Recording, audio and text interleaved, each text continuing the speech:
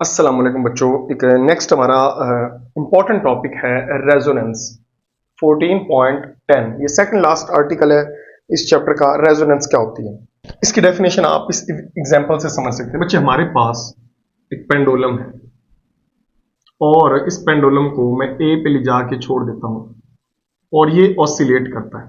ले जाके छोड़ दिया बस, और ये ऑसिलेट कर रहा है 1 2 3। एक सेकंड में फॉर एग्जांपल ये 2 वाइब्रेशन करता है। एक सेकंड में ये देखें 1 वाइब्रेशन 2 वाइब्रेशन, तो इसकी फ्रीक्वेंसी हो गई कितनी, 2 हर्ट्ज। और ये कहलाती है नेचुरल फ्रीक्वेंसी। क्या कहलाती है? Natural frequency. ओके, ये हमारे पास नेचुरल फ्रीक्वेंसी, यानी ये 2 हर्ट्ज की फ्रीक्वेंसी के साथ क्या कर रहा है, ऑसिलेट कर रहा है। यानी एक सेकंड में 2 साइकिल कंप्लीट कर रहा है, 1 2। ये इसकी नेचुरल फ्रीक्वेंसी। ओके, अब हम क्या करते हैं, अब हम इसके ऊपर फोर्स लगाते हैं। जैसे ये देखो, ये पेंडुलम आ रहा है, हम इसके ऊपर क्या लगाते हैं, फोर्स। लेकिन ये जो हम फोर्स लगाते हैं इसकी भी फ्रीक्वेंसी होती है कि एक सेकंड में कितनी दफा फोर्स लगाएंगे। तो इसकी जो फ्रीक्वेंसी है वो भी हम रख देते हैं 2 हर्ट्ज। यानी जब ये वापस यहां पे आएगा तभी फोर्स लगेगी, फिर आएगा फिर फोर्स लगेगी, फिर आएगा फिर फोर्स लगेगी। तो इसको बोलते हैं फोर्स्ड फ्रीक्वेंसी। क्या बोलते हैं? Forced frequency. अब देखो बच्चे, ये नेचुरल फ्रीक्वेंसी भी 2 हर्ट्ज है, फोर्स भी 2 हर्ट्ज है। इसका मतलब है सेम टाइम के बाद आएगा तब लगेगी। अब क्या होगा, अब इसका जो एम्पलीट्यूड है, पहले इतना था ना, अब बढ़ जाएगा, फिर और बढ़ जाएगा, फिर और बढ़ जाएगा। बात समझ आ रही? क्योंकि बच्चों जो रेजोनेंस फ्रीक्वेंसी होती है वो ये होती है कि जब नेचुरल फ्रीक्वेंसी और फोर्स्ड फ्रीक्वेंसी, मैंने दोनों कंसेप्ट समझा दिए, जब दोनों इक्वल हो जाएं, यानी एफ नेचुरल और एफ फोर्स दोनों इक्वल हो जाएं, तो इस वक्त जो फ्रीक्वेंसी होती है उसको हम बोलते हैं, या उस फेनोमेना को हम बोलते हैं रेजोनेंस। समझ आए? सिंपल। अब हम इसकी डिफाइन कर सकते हैं, the phenomena in which natural frequency becomes equal to the forced frequency called resonance। इसको हम क्या बोलते हैं? रेजोनेंस। और रेजोनेंस पे जो एनर्जी होती है वो मैक्सिमम अब्सॉर्ब हो रही होती है, यानी सिस्टम मैक्सिमम एनर्जी अब्सॉर्ब कर रहा है, एनर्जी अब्सॉर्ब मैक्सिमम अब्सॉर्ब हो रही होती है। ठीक हो गया। और रेजोनेंस पे जो एम्पलीट्यूड है, एम्पलीट्यूड वो इंक्रीज कर जाता है। क्या कर जाता है? इंक्रीज। क्योंकि एनर्जी का फार्मूला होता है हाफ के x naught square. X naught यहां पे एम्पलीट्यूड है, तो हम कह सकते हैं energy is directly proportional to amplitude का स्क्वायर। कि जैसे जैसे एम्पलीट्यूड बढ़ता जाएगा एनर्जी बढ़ती जाएगी। मैं एग्जांपल देता हूं बच्चे, इसके और एग्जांपल हम यहां पे कर लेते हैं। ये देखो, ये एक वेव है, ओके, और ये दूसरी वेव है। बच्चे गौर करना, ये दूसरी वेव है। दोनों मिलाते हैं दोनों को, बात समझ आ रही? जब ये दोनों मिलती हैं दोनों का एम्पलीट्यूड ऐड हो जाएगा और हमें रिजल्टेंट ऐसी वेव मिलेगी, ऐसी। अब समझे? तो ये देखो, दोनों का एम्पलीट्यूड मिला और ये वेव मिली, तो इसकी एनर्जी क्या हो गई, बढ़ गई। बात समझ आ रही? तो एम्पलीट्यूड बढ़ेगा तो एनर्जी भी बढ़ेगी। और ये चीज दोनों की फ्रीक्वेंसी का मैच करना और एम्पलीट्यूड का बढ़ जाना, ये कहलाता है रेजोनेंस। बस समझ? तो ये बच्चों सिंपल सा कंसेप्ट है। दोबारा बता दूं कि जब नेचुरल फ्रीक्वेंसी, यानी वो जो पेंडुलम ऑसिलेट कर रहा है उसकी फ्रीक्वेंसी और बाहर से जो फोर्स लग रही है दोनों मैच कर जाएं, तो इसको हम बोलते हैं रेजोनेंस, और इस पे एम्पलीट्यूड बढ़ जाता है। इसकी एक और एग्जांपल हमारे पास बुक में दी हुई है, ध्यान से समझना बच्चे।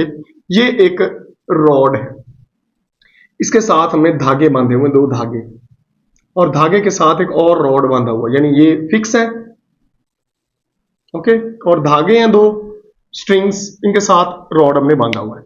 और इनके साथ हम 2 मतलब पेंडुलम बांध रहे हैं, एक ये है और एक ये है।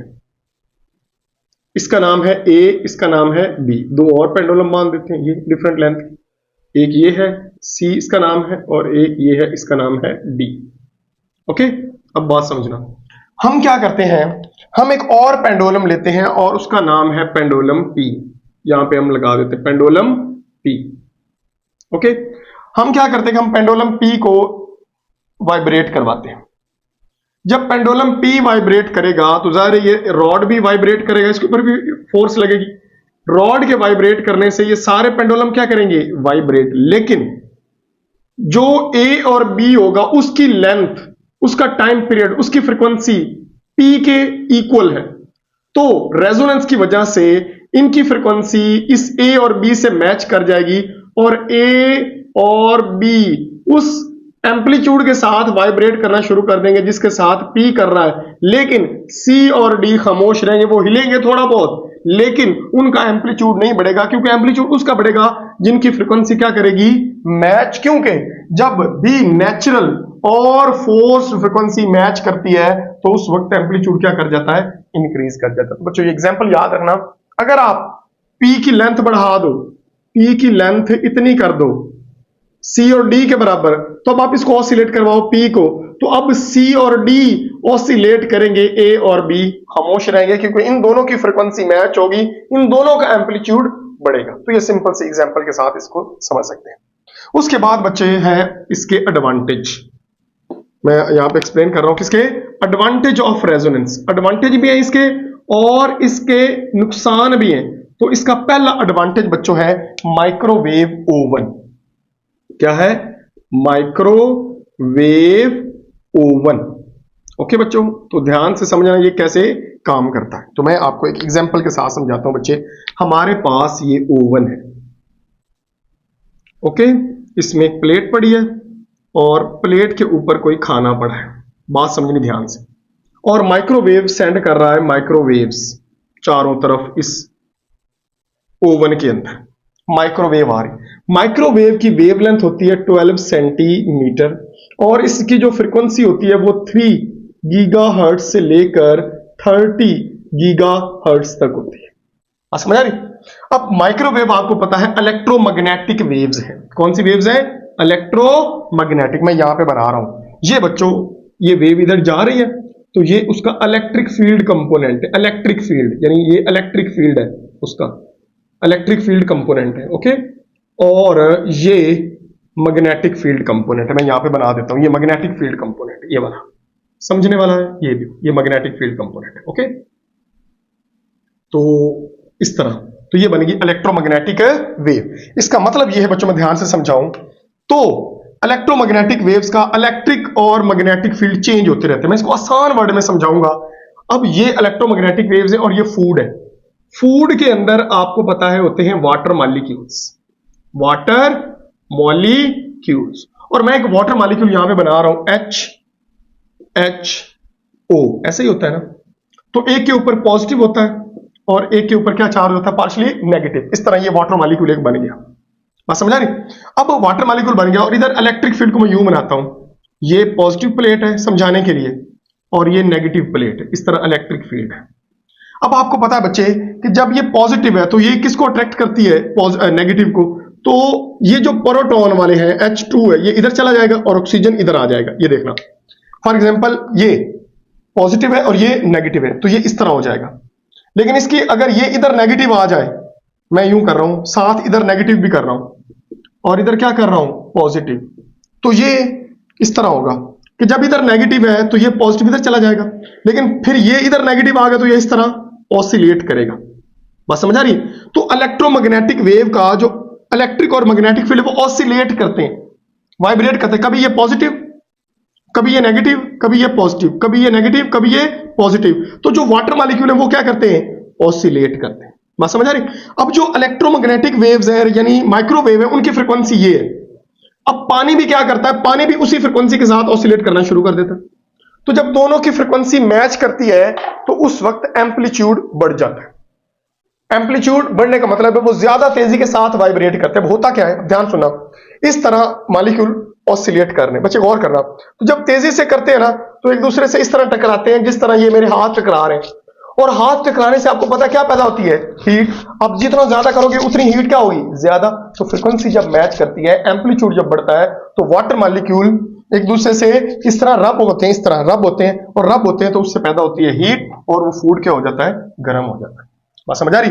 तो ये वजह है। और हाँ, जिनमें वाटर मॉलिक्यूल्स नहीं होंगे वो हीट अप भी नहीं होगा। आप लोगों ने देखा होगा नीचे वाली प्लेट नहीं होती, क्योंकि नीचे वाली प्लेट में वाटर मॉलिक्यूल नहीं है। वाटर मॉलिक्यूल नहीं है तो वो ऑसिलेट नहीं करेंगे, ऑसिलेट नहीं करेंगे तो एक दूसरे से रब नहीं होंगे, रब नहीं होंगे तो इसका मतलब ये है कि जो फूड है वो हीट अप नहीं होगा। तो ये बच्चों सिंपल सा कंसेप्ट है बिहाइंड द माइक्रोवेव ओवन।